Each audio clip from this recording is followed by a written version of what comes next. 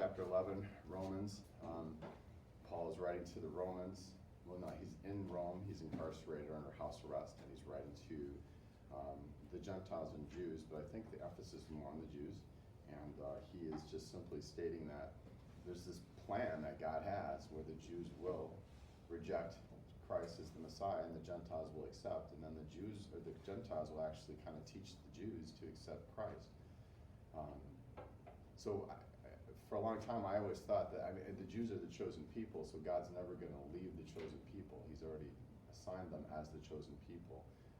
So he's never going to leave them behind. So I think when Christ returns, he's just not going to leave the Jews at all. I think what has to happen is the Jews are going to have to then accept Christ as the Messiah.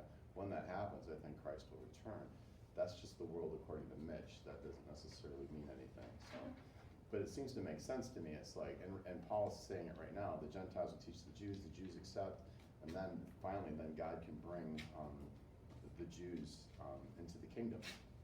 So I just thought, that just made me, it was one of those aha moments this morning as I was reading that.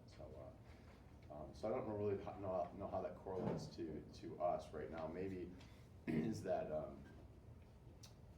how we live as Christians. I think that it just kind of correlates to that, maybe being an example, and then teaching through example and spreading the word and bringing the kingdom. So I think that's all I got this morning. Right. So Romans chapter 11, interesting stuff. Paul's a very complicated, intelligent, stubborn man that's been so far where I'm at right now in Romans. He's been stoned and thought for dead, and then he was so stubborn he got back up after stoning and went back in and started teaching in the city again. And then he got beaten by sticks, and then he got bitten by a snake and thought was going to be dead. So far he's gone through a lot of stuff. So I think there's more stuff coming up here. So I'm trying to keep track of how many times Paul's been just physically tortured, because I tell you what, that guy is one guy filled with the Holy Spirit and wants to spread the word, that's for sure. So, all right, let's say a quick prayer and get started. Our Father in heaven, we're so thankful for the opportunity just to, again, start class thinking about you and bringing a spirit into the room, and we ask you to please bless us all right now with the Holy Spirit so we can learn more about the human body, and so we can also become more awake in our Christian walk. And we're thankful for this opportunity just to do this. We're thankful for this university, and we have the ability to do this at this university. So Heavenly Father, please bless us with a spirit-filled day, and just help us to be thankful and have gratitude, and especially be thankful for our Lord and Savior Jesus Christ and the atoning sacrifice He's made for us. And we say this in the name of thy Son, Jesus Christ. Amen. Okay. So today, we're going to finish fats today, and we will not get into protein because I have another little activity that I want to get to, which I think will be good. It'll help us wrap our mind around another diet. I do want to tell everybody that spring break is coming up March, was it 1st, 2nd, right in there? Okay. So presentations start after spring break. So right after spring break, we do diet presentations. So you got 2 weeks. 2 weeks of like class time for February to prep. I don't know if you want to do it on your spring break time, which I wouldn't. So if you want, I just want to remind you guys. So, yep. Is that the one that we bring a snack to? Or? Yes, so we'll be doing presentations and snacks. So there'll be your snack group that'll bring a snack to when you're signed up. I think we have. Do we have dates signed up for snacks? I think we do. No? No, it's just like if you're presenting. Was that how we decided that? I don't know. I don't know. I don't Okay. remember. Yeah, I'm Okay. still kind of confused on all that stuff. All right, so I'll talk to Dr. Aldrich about that, and we'll get it figured out. So the snack groups will be bringing snack for presentations. They'll be presenting on their snack about the nutritional value of it, and all the contents of the snack, and bringing it up for everybody. And then we will do presentations. So, yes. Yeah. Yeah. Is the snack based off of the culture that we chose, or No. is it just a healthy snack? Healthy snack. Okay. Yeah. Yeah. Okay. So, And what all does the presentation cover again? the diet presentation, there's a rubric on there that has everything in the diet presentation. So the diet presentation is you're going going to define, well, I mean, an overview to define the diet, and then you're going to do pros and cons of it. You'll do sustainability, and then it'll also be, I think might be something else on the rubric too, but it'll be probably about a 15-minute presentation, PowerPoint presentation, and everyone will get up and speak. And then when do we do the thing, is the group, like the special group of people, is that a different thing? Oh, okay, so we have the diet presentation, and then we have our cultural group. Is that what you're talking about? No, like the health, didn't we have to like design a meal or something like that for? Oh, we're talking about the nutritional feast. So one day when we do the nutritional, I'm not sure what you're asking. Wait, don't we have population presentations? We Yeah. do. Those are coming. Those will come like I think in April. I So think it's a they start. separate thing? Yeah, separate thing. Okay. Yeah. So we have a diet presentation, and that's going to be talking about, the Atkins diet and the keto diet and all that, and everybody signed up for a diet, and so you'll be doing that. Then you have a population, which will be like diabetes population, cancer population, and everybody signed up for that too. So there's two separate presentations for that. Did that answer your question? Yes. So, we went through, I thought, going over to the room and kind of going through, all the things we did about fat breakdown, carbohydrates, I thought it was kind of good, and I thought, I learned a lot, and I think everybody else maybe learned a little bit too, so it was a good thing. So one of the things I want to highlight here today is that we have these three categories here of ways the body can create energy for, bless you, can create energy. So carbohydrates is the number one way to produce energy. It's the body's first way of producing energy. And if we have carbohydrates, that's what it'll resort to first. Okay? Secondly, it'll move into fat. Our fat is the next one, and we talked about that in class. Carbohydrates start to drop low. Carbohydrate reserves start to diminish. Then what happens is then the liver starts to get concerned about the low glucose level in the body, and then it starts to produce ketones. Okay? All of that takes carbohydrates. So to break down fat and carbohydrates, well, to break down fat requires carbohydrates and oxygen. Okay? So protein, if we look here, protein doesn't require any carbohydrates. Okay?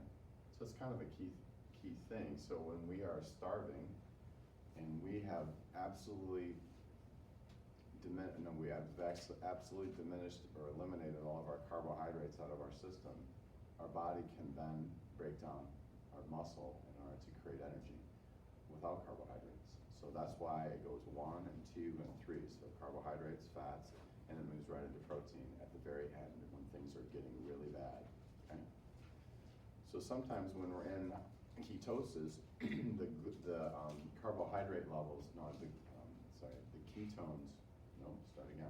the glucose levels will drop so low in ketosis that we can have protein breakdown. So when we go into diets that are ketogenic diets, and the body starts to break down your muscle cells along with using fat, it's because glucose levels get too low in the bloodstream, so it recognizes as a complete starvation mode, and it starts to break down protein. So that's one of the reasons why when we go on these ketogenic diets and we don't have a lot of carbohydrates, when we go on these high-fat diets or these high-protein diets, is that we break down muscle mass just because we don't have any glucose in the bloodstream. Okay, so that's that's 1 and 2 and 3, and that's why the body does this. It goes dun dun dun dun, and so. But I want to just note this is that so when we think about all the diets we're going to be presenting after spring break, I want you to think about this too and how the body works the most efficiently. So, and if we're asking the body to do something, then what is the most efficient way to do it? It's like, does that make sense? I mean, I don't have all the answers. I'm just thinking, just logically, it doesn't make any sense. So whenever like the body starts losing like the protein from the muscle, is that kind of like rhabdomyolysis where the body starts like attacking the muscle and start breaking down the muscle? So, Exactly. So that would be like your body would be in like you would have rhabdomyolysis, right? Or it has to be more severe than that. I'm not sure what that word is you're using. What is that word? Rhabdomyolysis. Never. Is whenever, your muscle starts to like, your body starts to like take protein and everything in your muscle and then like. Breaks it down for energy. Yeah. So if you think when we're starving, that's what happens when we hit starvation mode. And the way that the body feels it's in starvation mode is when there's no glucose level to help convert fat into energy. It has no other way to do it. So it's trying to say, okay, we can't make ketones anymore. We can't do that because I don't have any glucose. I have none. So what am I going to do? Crap, I got to go grab some protein and make some energy. But then, Kayla, what you were saying yesterday is that it takes so much energy to break down the proteins because the nitrogen, we've got to get rid of the nitrogen. So it's not an efficient way to produce energy. So again, why is it number 3 on the list? Because it's not efficient at all. It's just a way to stay alive. So, okay. Seems like I'm missing something. Did we skip something? We did prayer, we did everything. Okay, good. Seems like I'm missing something. Okay, so let's get into, oh shoot, I gotta jump way ahead here. So now we're gonna talk about different levels of activity in the human body and then how we use our energy sources for the different levels of activity. So when we have a VO2 max of 25%, right around there, maybe a little bit lower than that, it's kind of a slow walk type of activity. What we're going to do is we're going to use mostly fat. So what's going to happen is that if you want to think of our O2 demands, so when we're walking, our oxygen demands from our body isn't very high, and our oxygen supply to our body is still okay, it's still pretty high. So what we can do is burn fats. As long as we have the ability to supply oxygen to our body, we can burn fats. Make sense? Yeah, that makes sense. Okay. So what happens when we have this mild exercise, this slow walking, our body can utilize adipose tissue. It can release the free fatty acids from adipose tissue, and that could be one of the primary sources for energy, is when we have this real slow walk activity. But when we increase our activity, when we go up to a submax of like 65%, what happens then is that we start to use intermuscular triglycerides. So what's happening is that our O2 demand and our O2 supply is kind of level, it's equaling out a little bit, or it might be climbing a little bit where the demand is a little higher than the O2 supply. But we still have quite a bit of oxygen, so our body can still burn fat, or can burn the triglycerides, and that triglycerides is pulled out of the blood, and it's also pulled out of the muscle. Okay. Then we get to an activity level that's 85% of VO2 max, and what happens then is our oxygen supply skyrockets because we need oxygen because we have higher demands on our body, but our supply of oxygen goes down because we just can't get enough oxygen to our body. So then we convert to carbon dioxide. No, we don't do that.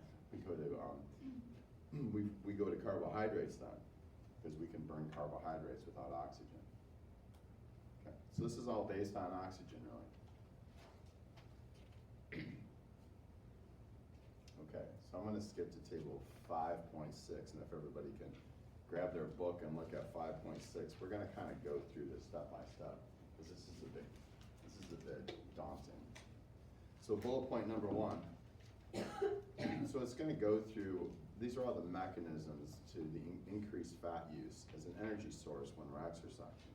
So bullet point number 1, basically we have increased blood flow. So that means we have increased fat, we have the increased ability to have fatty acids that go to the cell just because we have increased capillary filling, okay? So the bullet point number 2, the insulin moves the fatty acid into the cell. So in a trained muscle, this is more efficient, this movement of fatty acids into the cell. Bullet point number 3, with exercise, we have increased epinephrine that's released in the body, which then increases fatty acids into the blood. Okay, bullet point number 4, with the increased fatty acid that's around the cell membrane, what we have is an increased ability to transport the fatty acids into the muscle cell. Okay, bullet point number 5. We also have an increased ability to use ketosis in the trained muscle. Okay, so we have an increased ability to use the oxygen.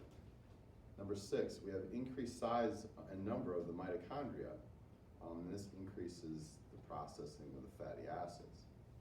Number 7, we have increased activation of mitochondria. Number 8, we have this increases the oxidative enzymes, which makes it easier to use fat as an energy source. So there you go. Super clear, right? Okay, good. You might have to read it a couple times. So. But that goes over the basics of what a trained muscle, what happens when we train and how our body changes. So let's talk about ergogenic aids. So is fat a good ergogenic aid? No, no, no, no. So it's just not. So this research that says that all this, to use it as an ergogenic aid, it doesn't benefit athletic performance whatsoever. But does caffeine? Yep, caffeine does. So we're going to get into that a little bit. Okay. So what is fat loading? Did I do that yet? No. So fat loading. So the theory behind it is what you're trying to do is to increase the blood fatty acids, the free fatty acids in the bloodstream, and we're trying to increase muscle triglycerides. So that's the theory behind it. And the whole reason we're trying to do that is we want to spare glycogen in the muscle cells and in the liver. And so this is supposed to be able to utilize fat first and most, and again, it spares glycogen. So that's the theory behind it. So then we have acute and we have chronic. So we're going to talk about the acute right now.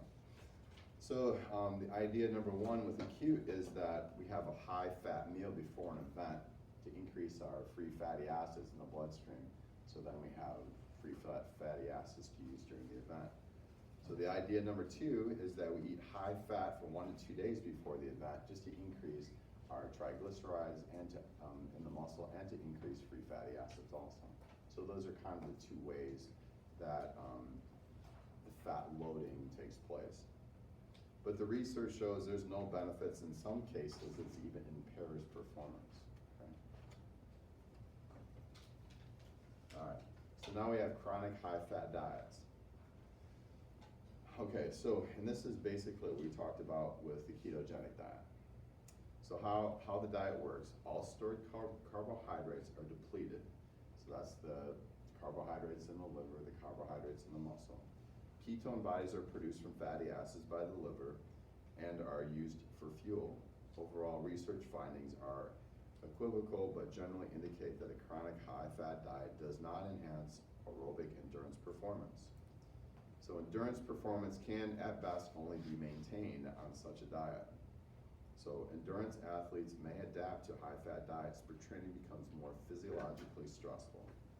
So some studies suggest that high-fat diets impair endurance performance. So what they recommend is a diet that consists of 20 to 30% of fats in a diet. Okay? So we're going to skip this. No, we won't, not yet. So will fasting help improve performance? So, and again, fasting, there's different ways to fast, but we're going to talk about like a water fast. Okay? Fasting for 24 hours may increase serum-free fatty acids and their availability. However, fasting will impair carbohydrate availability because it reduces muscle glycogen, because it depletes it because of the fast. It also decreases muscle or liver glycogen also. So endurance, let's see. So fasting may be used in weight control sports, and then we'll be talking about this in chapter 10. This is what we're going to skip because we're going to break off and do this and over next door. Okay. So ergogenic effects for omega-3 fatty acids, and we went through what they look like and the purpose for them and what the amazing things that omega-3s do. And if you do chronometer, you can actually track, well, it'll track your omega-3s, and you'll be surprised how much we don't get them in our diets, especially in the Standard American diet. So results from a well-controlled peer review scientific research indicates omega-3 fatty acids do not affect energy metabolism studies also reports no ergogenic effect on aerobic endurance performance. So omega-3 fatty acids don't improve athletic performance. Carnitine. So let's talk about this. Can carnitine supplements enhance fat metabolism and exercise performance? So carnitine is an ammonium compound, and it helps transfer fatty acids across the mitochondrial membrane. Okay, so it does not increase muscle storage of carnitine. It does not enhance free fatty acid oxidation. It does not spare glycogen. It does not increase VO2 max, and it does not delay fatigue. So carnitine does not help ergogenically. Okay. So what's the bottom line regarding ergogenic effects of fat-burning diets or strategies? Increased fat in the diet does not improve performance. Okay? Athletes should not increase fat in their diet to try to help performance. Standard is 20 to 35% in your diet of fats. And a high-fat diet could actually impair your performance. I know this is a lot of athlete stuff right now, but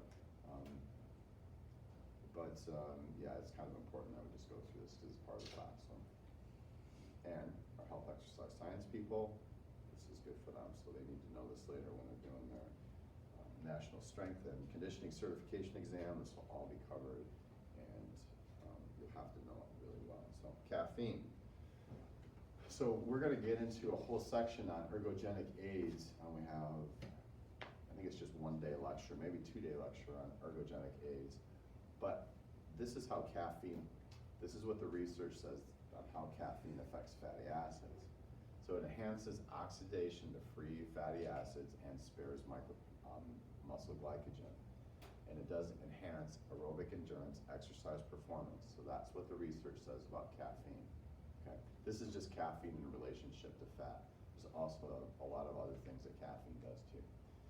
But it's still somewhat controversial. Went into a bunch of research actually last night and this morning to look up caffeine. And there is quite a bit of studies out there that are positive for ergogenic aids. So I'm gonna say that caffeine is an ergogenic aid, and it does work on a physiologic level to enhance performance. So when you wake up in the morning and you take a bunch of caffeine in the morning, it has an ergogenic effect on your body. I hate to say that. It also has, there's also some other things in there that can make it addictive. So the caffeine is an addictive substance, and so you just have to be careful that, who controls who. Does caffeine control you, or do you control caffeine? So just be careful. Okay.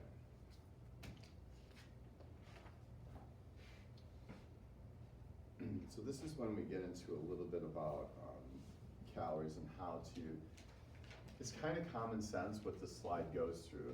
So I mean, if we have total calories is 90 and fat from calories is 30, then we just divide 90 by 30 and we get a percentage of fat, okay? So we can also do it with grams too. We can find total fat, multiply times 9, which is your total fat, and find the total calories, and then divide fat by the total calories.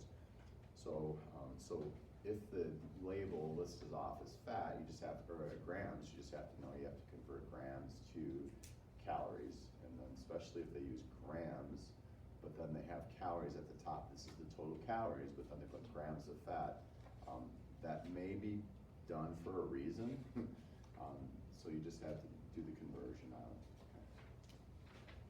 So food labeling, remember that most people don't know most people don't even look to see serving size or total calories or any of that when they look at a food label. They just look and say, oh, it's 80 calories. Well, yeah, there's 3 serving sizes, so that's 1 serving size, so it's 240 calories. Most people don't even know to look at those things, okay? So that's what you'll be teaching people, and then I think everyone here probably knows that, but if you don't, those are things you have to pay attention to. So this is what we're moving into here, and these are some fun wieners, Willy wieners, okay? So, and if you look, if we look here, so calories are 140. And calories from fat is 120. Yeah, this is, so if you're doing the ketogenic diet, yeah, I mean, this would fit into it, but are these quality calories? Probably not. So, but then we also get into grams, but they do have, and then the daily value over here, the percentage of it, but you still have to divide, you have to multiply the grams times 9, then divide it into total calories to really get your percentages. So just know that that's what you have to do.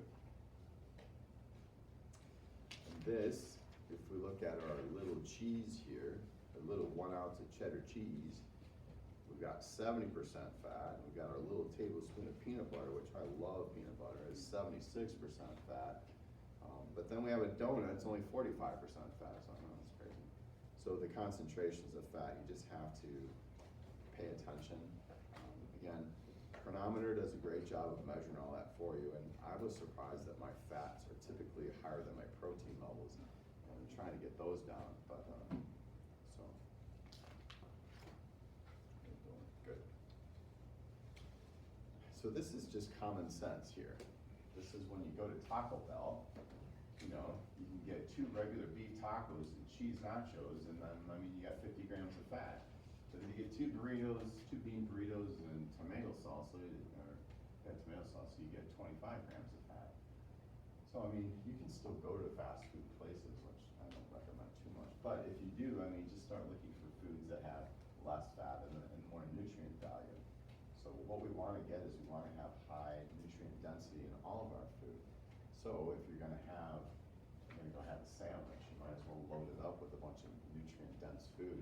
You know, get your greens in, and get some tomatoes in, whatever you like. Just make sure you add your vegetables on there. So then if we go to McDonald's and we get 2 bacon, cheese, and egg biscuits and hash browns, which is 70 grams of fat, or we can get 2 English muffins, jelly, margarine, and orange juice, which is only 6 grams of fat. So, 2 slices of pepperoni sausage and extra cheese, 36 grams, and then 2 slices of mustard, onion, green pepperoni, and cheese pizza, 17 grams. So just some slight modifications can really decrease the overall amount of fat in your diet. So it's just becoming aware of it, looking at labels. And, you know, McDonald's and all the fast food places, I mean, they have this all up on the screens now. They have it all up. This is how much calories. And I'm trying to think if they have fat levels up there too, under nutrient values. I think it's just calories listed, isn't it? When you go in there, it's all calories. Yeah. But they do, if you ask for it, they have pamphlets that has all of the nutrient values for all their foods now. I think it's mandated by the federal government, which is a good thing. So we have coronary artery disease. So in coronary arteries disease, impedance or blockage of one or more arteries that supply the blood to the heart, usually due to atherosclerosis or hardening of the arteries. I think we all know this. We've all heard this before. So, but if you haven't, make note of this. And ischemia is another term where there's decreased blood supply to the heart. It's the #1 cause of death in this country. And there's been multiple research and multiple claims that if we went to a plant-based diet, we could decrease heart conditions by 75% in this country, which would increase overall expenditures, insurance would decrease overall expenditures for procedures by, I forgot how many millions, I used to know the numbers, billions, I think. So, I mean, coronary artery surgery is about $500,000 to do that. I mean, whether they have to put stents in or grafts in or whatever. So there's I worked in the hospital system for a long time, so there's a little bit of it's a little bit problematic, because if we do a bunch of stuff to teach our patients or teach the public to stay healthier, guess what happens to the revenue base within the hospitals? It decreases. So it's a dilemma. It's a business dilemma. So if we teach people to be really healthy, guess what the AMA says? Crud. And what the AHA says is crud. So I don't want you to think that everyone doesn't want to get their patients better. That's not the case, but there's a little dilemma. So when we were strategizing in our management meetings about what we should do, I mean, I always brought up, and there's a lot of people that brought up, we really need to push preventive. And then the common answer coming back from administration is, who's gonna pay for that? And where's the money in that? Well, we can get some grants. Okay, who's gonna write the grants? And how much money can we get from grants? We can get some, but yeah, so it's a dilemma. It's a real dilemma.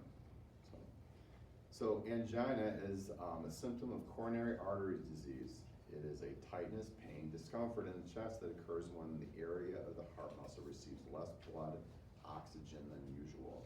So we're just starving the cells in the area, and they're screaming and saying, hey, we're dying.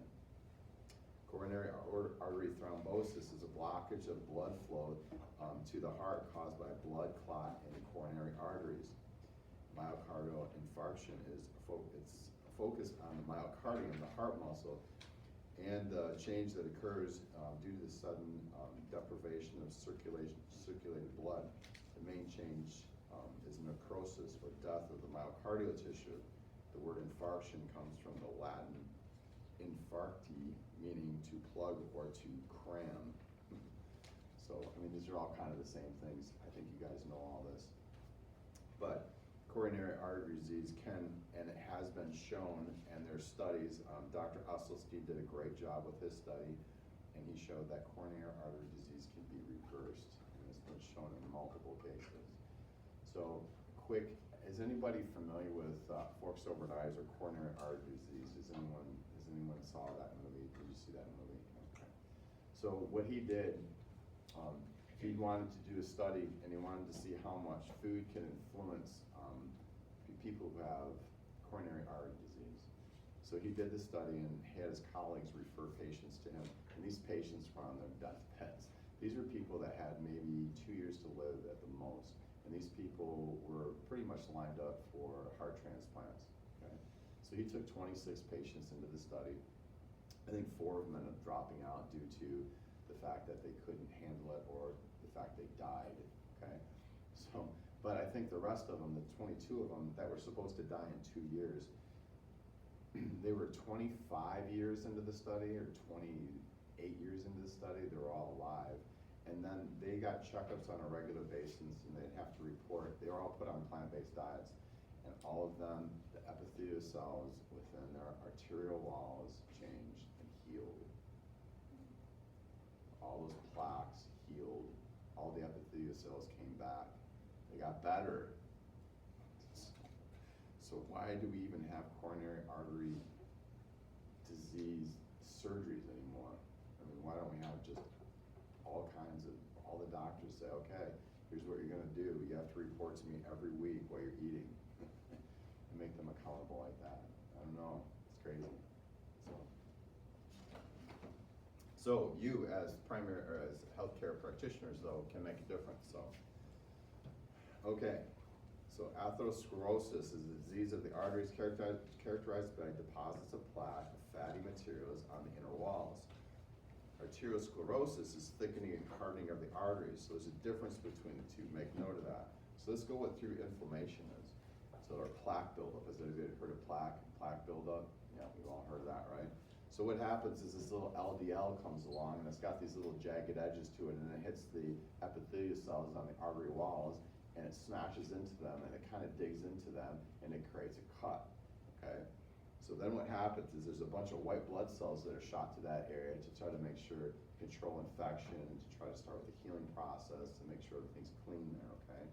So then all of a sudden we got this ball of LDL stuck there. Now we've got all these white blood cells that are around the area, which now the blood is flowing and debris is flowing through, so we got this thing sticking out, and all of a sudden debris starts to stick to it, and then we start to develop something what we call plaque. There's a lot of other things that happen, but this is just a basic overview of how this happens. Okay. So the coronary arteries that are affected are typically the left coronary, the right coronary, and the circumflex artery. Everybody still with me? Okay. So risk factors for coronary artery disease. Oh, I better get you guys up there. There you go. So all the starred areas are lifestyle ways. So if they're all lifestyle, guess what we can do to that? What we can do with them? We can change them, we can help them, we can affect them. So healthcare practitioners, this is what we can do. We can help them by simply talking to them about their lifestyle, about how to decrease stress level, about how to change their diet, how to exercise, just do simple things, very simple things. That's what we can do. The bold are the risk factors. The bold are, the high blood pressure, cholesterol, cigarette, and physical inactivity. Those are risk factors for coronary artery disease. And guidelines.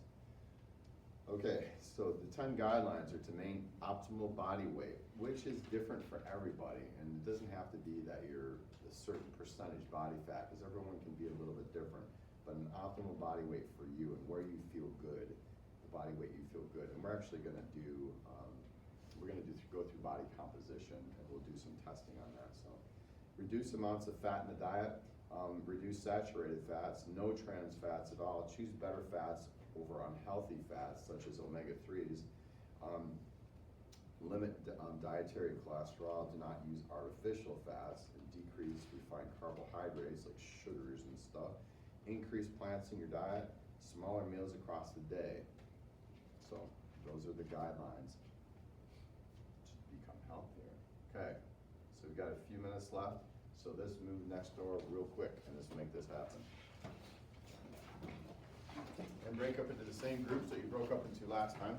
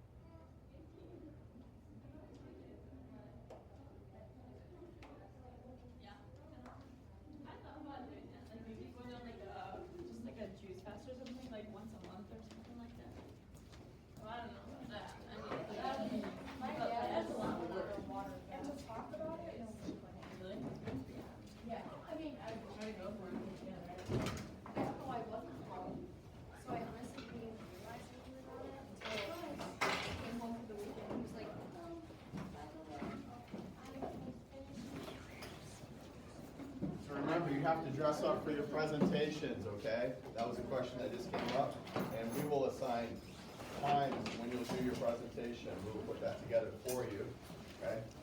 Also, that's not already written down. We don't have times for the presentation, but the rule is you guys should be ready to go after spring break to do your presentation. You should be ready at any time. So just be ready. We'll assign times though. Okay?